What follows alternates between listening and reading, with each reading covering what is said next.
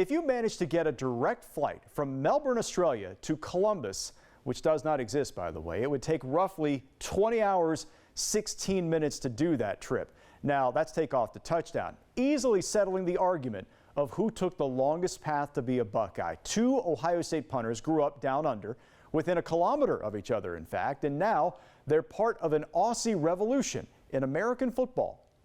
Are you saying I'm not good at running or something? Or? No, I'm saying I'm not good at running. There's 120 of them and 2 of us, so I think we've managed to sort of fit in those conversations faster than they do with us. Cause I got asked if English was my first language when I got there. And you were speaking English? Yeah, I was speaking English. To the American individual. Even though it's English, it's a whole different way of speaking. It's more than an accent. It's an Australian accentuation of kicking.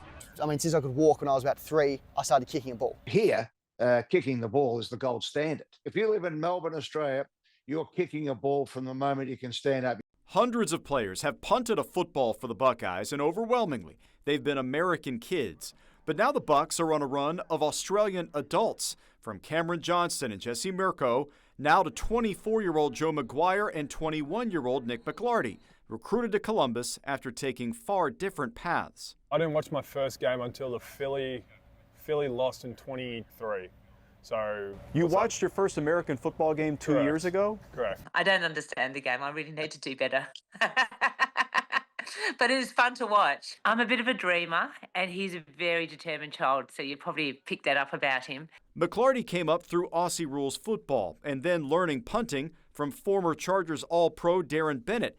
McGuire, meanwhile, lived a far different life. My dad was pretty heavily involved in one of the professional teams in Australia, Collingwood. Joe's dad, Eddie McGuire, is kind of a big deal in Australia. For more than 2 decades, he served as the president of Collingwood, the top franchise in Aussie rules football. Jared, Joe was a great young kid. He was so determined. The highest level of sport in Australia was happening all around him.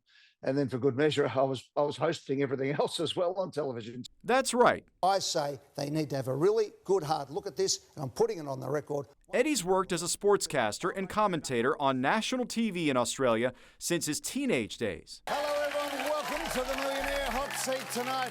And for 14 years, Eddie hosted the Australian version of Who Wants to Be a Millionaire?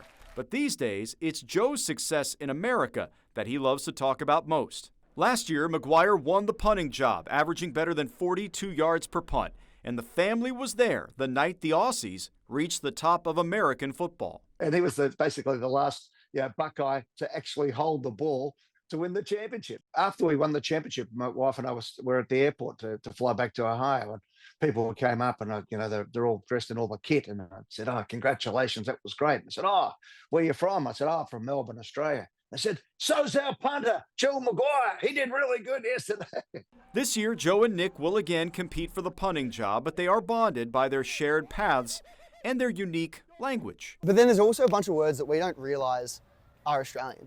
Oh, Macca's. Macca's, yeah, that was a good one. McDonald's, but exactly. I don't know anyone. Bingo. We found a word. There you go. Macca's. Yeah. McDonald's. I don't know if I've ever said McDonald's in Australia. Do you call everyone a mate? Yeah. Yeah. Oh, here's another one. Bloke. Oh, bloke. Yeah. Everyone loves that one. Yeah, everyone looks at me funny. Like, what's a bloke? Yeah, literally just means guy. What are some of the biggest questions you get from teammates about what it's like there? I was just about... yeah, I mean, kangaroos and emus get brought up a lot. Spiders? Spiders, all the time. I find a lot of people genuinely just don't know anything about Australia. Yeah.